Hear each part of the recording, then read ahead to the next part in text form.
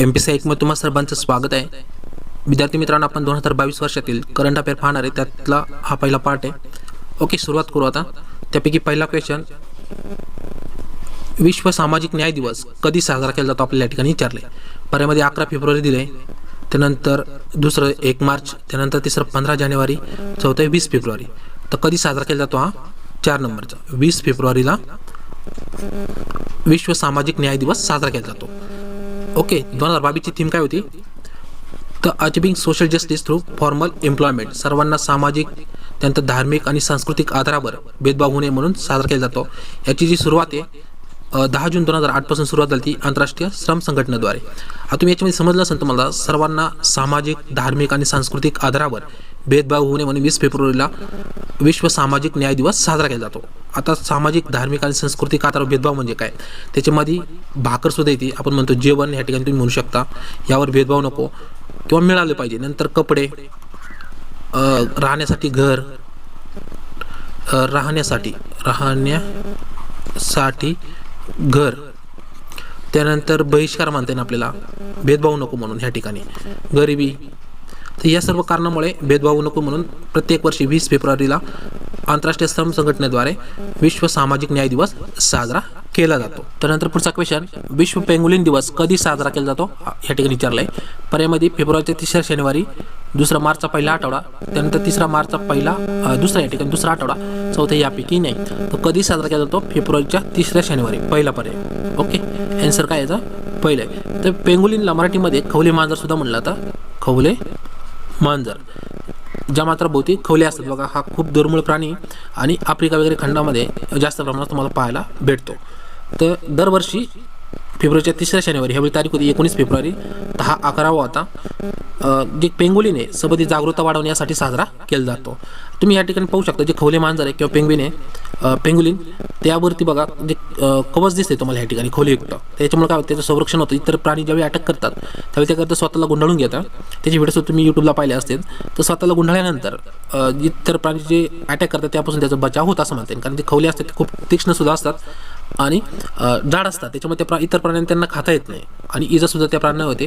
त्याच्यामुळे जे पेंगुलिन आहे याला त्या खवल्यापासून संरक्षण होतं असं म्हणते. पण सध्या ते दुर्मिळ होत चालल्या कारणानं तर दरवर्षी फेब्रुवारीच्या 3 शनिवारी विश्व पेंगुलिन दिवस साजरा केला जातो. त्यानंतर पुढचा क्वेश्चन, भारतीय लोकांना युक्रेनमधून आणण्यासाठी, स्वदेशी आणण्यासाठी कोणते ऑपरेशन चालवले त्या ठिकाणी आपल्याला विचारलंय. पर्यायमध्ये ऑपरेशन स्वदेश, त्यानंतर ऑपरेशन भारत, त्यानंतर तिसरं ऑपरेशन गंगा, चौथं आहे ऑपरेशन क्विक. तो कोणतं चाललं होतं? ऑपरेशन गंगा, 3 नंबरचा पर्याय. ऑपरेशन गंगा चालवलं होतं. त्या ठिकाणी तुम्ही चित्रसुद्धा पाहू शकता ऑपरेशन गंगाचे. असे जे मिशन असतात किंवा ऑपरेशन असतात ते युद्धजन्य परिस्थिती झाली किंवा इतर कारणाने, उदाहरणार्थ आर्थिक झालं त्या ठिकाणी, एखाद्या देशामध्ये अटॅक झाला इतर देशाकडून, किंवा अचानक तुम्ही पाहिलं असं आता युक्रेनमध्ये रशियाकडून अटॅक झाल्या कारणानं ते जे भारतीय होते त्यांना बाहेर काढण्यात आलं. आता 2022 मध्ये जे मिशन आहे ऑपरेशन गंगा खूप म्हणजे न्यूजमध्ये आहे. आता या संदर्भात आपल्याला जोड्या लावायला विचारू शकतात क्वेश्चन, जे प्रिव्हियस इयरमध्ये जे ऑपरेशन झाले. ओके, लक्षात ठेवा ऑपरेशन गंगा कायसाठी? युक्रेनमध्ये जे भारतीय लोक यांना बाहेर काढण्यासाठी. जे प्रिव्हियसमधले वंदे भारत एक मिशन सुद्धा झालं. तुम्ही पाहिलं कोविड पॅन्डेमिकमध्ये, महामारीमध्ये जे भारतीय लोक इतर देशांमध्ये होते त्यांना त्या देशातून परत भारतात आणण्यासाठी वंदे भारत हे जे मिशन आहे ते चालवलं होतं. याच्या आधी सुद्धा तुम्ही पाहिलं असेल 1990 मध्ये कुवेतमधून भारतीय लोकांना परत आणण्यासाठी कुवेत एअरलिफ्ट म्हणून बघा, त्याच्यावर एअरलिफ्ट संदर्भात एक पिक्चर सुद्धा आलाय, कुवेत एअरलिफ्ट. ओके, 1990 मध्ये हे एक मिशन चालू होतं. त्यानंतर 2006 मध्ये ऑपरेशन सुकून हे एक मिशन चालू होतं. तुम्ही अलीकडे जर आताची जर पाहिली 2015 मध्ये एक ऑपरेशन राबवलं होतं, त्याचं ऑपरेशन मैत्री. हे विचारण्याची शक्यता आहे खूप, कारण जोडायला लावायला आपल्या यापैकी तरी एखादा क्वेश्चन विचारणार आहे. ऑपरेशन मैत्री. तर नेपाळमध्ये ज्यावेळी भूकंप आला होता त्यावेळी भारतीय लोकांना परत आणण्यासाठी 2015 मध्ये ऑपरेशन मैत्री हे एक मिशन ऑपरेशन राबवलं होतं. हे महत्त्वपूर्ण ऑपरेशन आहेत, ते लक्षात ठेवा. 2022 मध्ये ऑपरेशन गंगा, 2020 मध्ये वंदे भारत, त्यानंतर सुरुवातीला 1990 मध्ये कुवेतमधून भारतीय लोकांना त्या संदर्भात एअरलिफ्ट सुद्धा हा पिक्चर आला आहे. नंतर 2006 मध्ये ऑपरेशन सुकून एक राबवलं होतं. 2015 मध्ये ऑपरेशन मैत्री म्हणून भारतीय लोकांना नेपाळमधून आणण्यासाठी, ज्यावेळी नेपाळमध्ये अर्थक्वेक झाला, भूकंप झाला, त्यावेळी भारतीय लोकांना आणण्यासाठी ऑपरेशन मैत्री हे एक मिशन किंवा ऑपरेशन त्यावेळी राबवलं होतं. नंतर पुढचा क्वेश्चन, नुकतेच कोणत्या देशाच्या राष्ट्रपतीने युरोपीय संघामध्ये सामील होण्यासाठी हस्ताक्षर केले आहे? पर्यायामध्ये मोरोक्कोतलं आहे, त्यानंतर स्पेन, त्यानंतर युक्रेन, चौथं आहे जॉर्जिया. तर कोणत्या देशाने हस्ताक्षर केले तर युक्रेनच्या देशाने किंवा युक्रेनचे राष्ट्रपती आहेत व्लादिमीर झेलेन्स्की म्हणून यांच्यामार्फत हस्ताक्षर केले गेले आहे. त्या ठिकाणी तुम्ही लिस्टसुद्धा पाहू शकता. 27 देशांची लिस्ट या ठिकाणी आहे. हे लिस्ट हे देशांचे नाव आहे त्या ठिकाणी. मॅपसुद्धा पाहू शकता. त्याच्यामध्ये बेलारूस नाही, युक्रेन नाही. युक्रेनमुळे आता जे नाटो आहेत, नाटोमुळे युक्रेनची आता सध्या स्थिती त्याच्यामुळे निर्माण झाली आहे. नाटोमध्ये सध्या किती देश आहेत तर एकूण 30 देश आहेत. ओके, लक्षात घ्या. या ठिकाणी सुरुवातीला 12 होते, त्यानंतर आता ती संख्या 30 वर गेली. नाटो म्हणजे काय, नॉर्थ अटलांटिक ट्रीटी ऑर्गनायझेशन. आणि युरोपियन म्हणजे याच्यामध्ये युरोपियन युनियनमध्ये किती आहेत 27 देश आहेत. हा मॅप या ठिकाणी पाहू शकता आणि नाव या ठिकाणी. त्यानंतर पुढचा क्वेश्चन, 2 मार्च 2022 रोजी प्रसिद्ध झालेल्या संपत्ती अहवाल किंवा वेल्थ रिपोर्ट सुद्धा म्हणतो आपण 2022 नुसार अब्जाधीशांची संख्या किंवा बिलियनरींची संख्येत टक्केवारीनुसार भारताच्या खालीपैकी कितवे स्थान आहे. याच्यामध्ये बघा बिलियनरीची संख्या सुद्धा काढली होती, बिलियनरीज आणि ट्रिलियनरीज सुद्धा संख्या काढली होती. ओके, ट्रिलियनरीमध्ये भारताचा नंबर खूप खाली आहे. बिलियनरीमध्ये आपण पाहणार आहे की पर्यायामध्ये पहिलं आहे का, दुसरं आहे का, तिसरं आहे का, चौथं आहे. तर भारताचा कितवा क्रमांक लागतो, हा 3रा क्रमांक या ठिकाणी लागतो. लिस्ट या ठिकाणी तुम्ही पाहू शकता. 2021 नुसार पहिल्या नंबरवर 748 अब्जाची संख्या अमेरिकेत आहे. त्यानंतर चीनमध्ये 554, भारतामध्ये 145.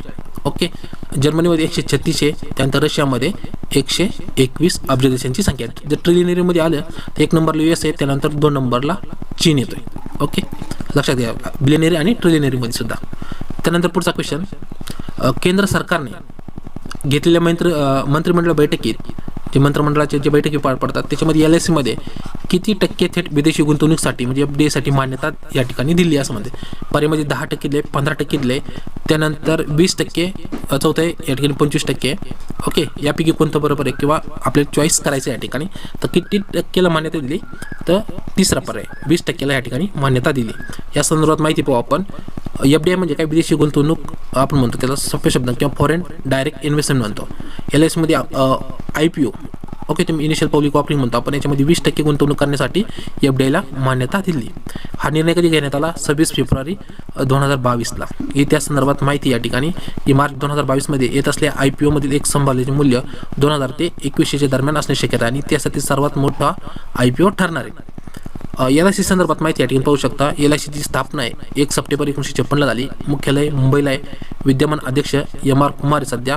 आणि ते बाजार मूल्य किती आता LICचे 2022 पर्यंत 43.40 लाख कोटी आहे. हे लक्षात घ्या, 43.40 लाख कोटी. त्यानंतर पुढचा क्वेश्चन, रस्त्यावरील प्राण्यांसाठीची पहिली रुग्णवाहिका ॲम्ब्युलन्स म्हणतो आपण कुठे सुरू करण्यात आली आहे. पर्यायामध्ये पहिलं मुंबई, त्यानंतर पुणे, चेन्नई, त्यानंतर दिल्ली. कोणत्या ठिकाणी सुरू करण्यात आली, चेन्नईमध्ये रस्त्यावर जे प्राणी त्यांच्यासाठी पहिली रुग्णवाहिका सुरू करण्यात आली. 3 नंबरचा पर्याय. या संदर्भात माहिती या ठिकाणी पाहू शकता की भारतातील रस्त्यावरील प्राण्यांसाठीची पहिली रुग्णवाहिका मार्च 2022 मध्ये चेन्नईमध्ये सुरू करण्यात आली. याचे जे उद्घाटन आहे डॉक्टर अनिता समांतन यांनी याचे उद्घाटन केले होते. ओके, या ठिकाणी माहिती की India's first ambulance for state animal has been launch in Chennai म्हणून.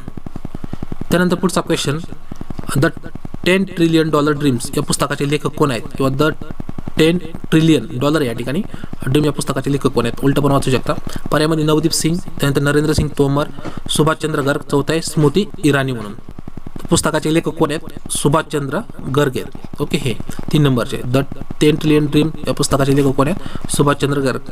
या संदर्भात या ठिकाणी पुस्तकाचे चित्र सुचले की the 10 trillion dream Subhash Chandra Garg, Lal Salaam novel म्हणून स्मृती इराणी, नंतर गोल्डन बाय नीरज चोप्रा, नवदीप सिंग. हे पुस्तक खूप गाजलं होतं. त्यानंतर स्पायसेस स्टॅटिस्टिक ॲट ग्लान्स, केंद्रीय मंत्री नरेंद्र सिंग तोमर यांनी हे पुस्तक लिहिलेलं आहे. पुढे एकदा ऐका, द 10 ट्रिलियन ड्रीम या पुस्तकाचे लेखक कोण आहे, सुभाषचंद्र गर्ग. त्यानंतर पुढचा क्वेश्चन, कोणत्या राज्याने देशात पहिल्यांदा ABGC सेंटर ऑफ एक्सलन्स सुरू केलेले आहे. पुन्हा एकदा क्वेश्चन आहे का, कोणत्या राज्याने देशात पहिल्यांदाच ABGC म्हणजे animation visual effect gaming and comics centre of excellence सुरू करण्यात आले. पर्यायामध्ये उत्तर प्रदेश आहे, त्यानंतर महाराष्ट्र, त्यानंतर कर्नाटक, त्यानंतर तमिळनाडू. तो कुठे सुरू केला आहे, कर्नाटकमध्ये जे बेळगाव आहे, बंगळुरू म्हणतो आपण त्याला, बंगळुरू. तर ह्या ठिकाणी उद्घाटन करण्यात आलं आहे. या संदर्भात माहिती या ठिकाणी पाहू शकता. ABGC सेंटर ऑफ एक्सलन्स सुरू करण्यात कर्नाटक हे देशातील पहिले राज्य आहे. याच्यामध्ये ह्या ठिकाणी चित्रसुद्धा पाहू शकता. इफेक्ट आणि उद्घाटन करतानाचं हे चित्र आहे. भारतातील पहिले राज्य बनले, तसे आशियातील सर्वात मोठे केंद्र देखील हे बनले. त्यानंतर पुढचा क्वेश्चन, आता लता मंगेशकर पाहिलं असेल तुम्ही, आता नुकतंच निधन झालं, त्या संदर्भात ही माहिती आली. आणि लता मंगेशकर जे अवॉर्ड भेटतो आता ह्या वर्षी 2022मध्ये नरेंद्र मोदी यांना भेटला. ही पण माहिती तुम्हाला माहीत पाहिजे, नरेंद्र मोदी यांना भेटलेलं आहे. आता एक क्वेश्चन पाहू लता मंगेशकर संदर्भात येण्याची शक्यता आहे की भारतरत्न व भारताची ज्ञान कोकिळा लता मंगेशकर यांचे नुकतंच 6 फेब्रुवारी 2022 रोजी निधन झाले. त्या संदर्भात खालील विधाने पास सांगितले आपल्याला. पहिले दिले की मंगेशकर कुटुंब मूळचे गोव्याचे होते, त्यांचे मूळ नाव नवाते असे होते. त्यानंतर बालपणीचे नाव हेमा होते त्यांचे, त्यानंतर लता असे ठेवण्यात आले होते का. त्यानंतर तिसरं विधान दिलं की लता दिदी पहिले गाणे 1946मध्ये गायले होते, त्या गाण्याचे बोलले होते पा लागू कर जोरी असे होते. त्यानंतर चौथं लता दिदींना भारतरत्न 2001मध्ये प्राप्त झाले. वरीलपैकी कोणते विधान अचूक आहे, बरोबर या ठिकाणी आपल्याला विचारलं आहे. फक्त एक फक्त एक दोन एक फक्त 4 एक फक्त चौथले की सर्वच अचूक आहे. तर याचं 4 नंबरचं सर्वच अचूक आहे, अचूक या ठिकाणी बरोबर द्या. तर सर्वच बरोबर आहे. ओके, म्हणजे लता मंगेशकर यांचं कुटुंबाचे मूळ जे गाव होतं त्यांचं गोवा होतं किंवा गोवा म्हणतो आपण, आणि त्यांचे जे मूळ नाव होतं, आडनाव म्हणता येईल, नवाते हे होतं. पण एकदा का मंगेशकर कुटुंबाचे मूळ कोणत्या गावाचे होते, तो गोव्याचे होते. त्यांचं मूळ आडनाव नवाते होते. बालपणीचे नाव हेमा होते. त्यानंतर लता असे ठेवण्यात आले. लता दिदींनी 1946मध्ये पहिले गाणं गायलं होतं पा लागू कर जोरी म्हणून. त्यानंतर लता दिदींना भारतरत्न 2001मध्ये दिलेला आहे. त्यानंतर पुढचा क्वेश्चन, नुकतेच कोणत्या एअरपोर्टला best airport at wing India's award 2022 award भेटला आहे. आपण पोस्टमध्ये सुद्धा या संदर्भात क्वेश्चन टाकला होता.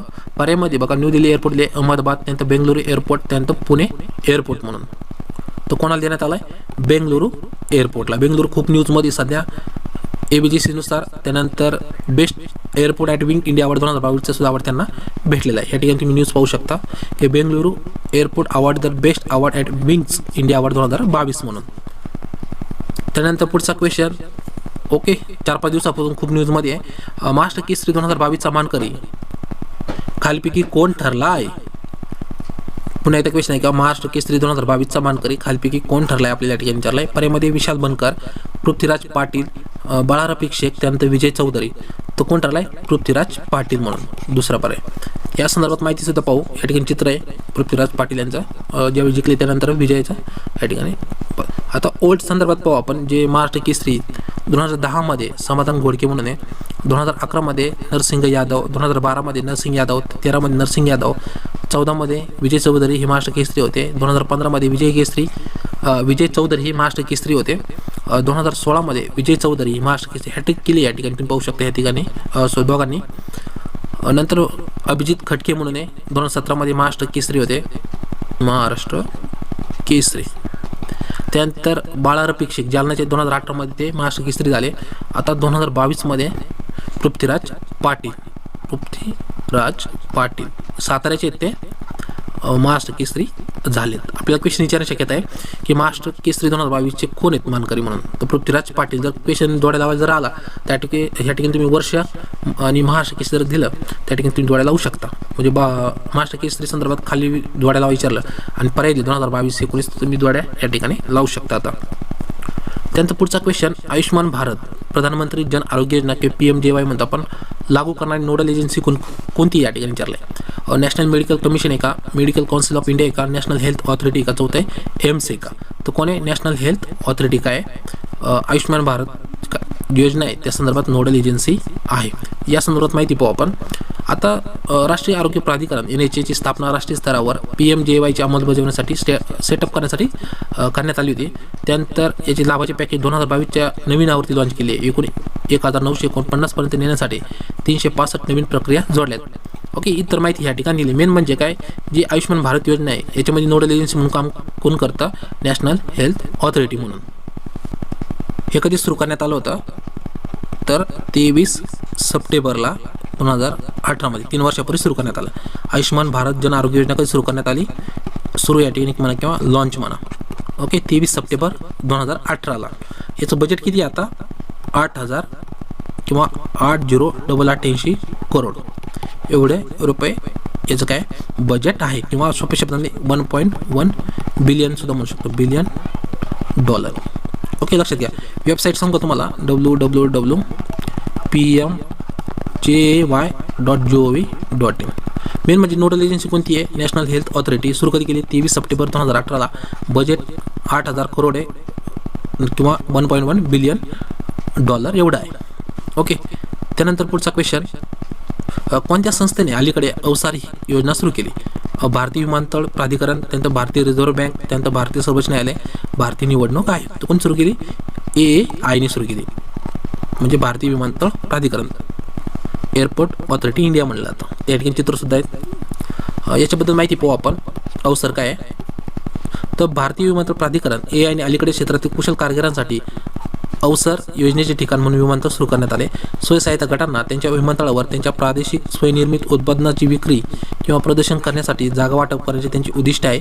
या योजनेअंतर्गत प्रत्येक AI संचालित विमानतळावर 100 ते 200 चौरस फूट क्षेत्र निश्चित करण्यात आलेले आहे. म्हणजे जे उत्पादन आहे, स्वयंसहायता गट आहेत तर त्यांच्या उत्पादनासाठी मार्केटिंगसाठी अवसर ही योजना सुरू केली. अवसर. त्यानंतर पुढचा क्वेश्चन खूप इंटरेस्टिंग आहे. शाही लीचीला कोणत्या भारतीय राज्यातून आता नुकतंच टॅग भेटला आहे? काही दिवसच झाले या संदर्भात. पर्यायामध्ये बिहार दिले, उत्तर प्रदेश, त्यानंतर MP, त्यानंतर उत्तराखंड. तर कोणत्या राज्यातून भेटला आहे? तर बिहारमधून हा भेटलेला आहे शाही लीचीला. या संदर्भात चित्रसुद्धा या ठिकाणी स्ट्रॉबेरी सारखंच दिसतं ते शाही लीची म्हणून. ओके. तर मित्रांनो, आजच्या व्हिडिओमध्ये एवढंच. आपण करंट अफेअर 2022 संदर्भात पहिला व्हिडिओ पाहिला. हा व्हिडिओ तुम्हाला कसा वाटतो कमेंट बॉक्समध्ये नक्की सांगा. तुमच्या प्रतिक्रिया नक्कीच कमेंट बॉक्समध्ये सांगा. व्हिडिओ नक्की एक लाईक करा. चॅनल अजून सबस्क्राईब केलं तर चॅनलला नक्की सबस्क्राईब करा. थँक्यू.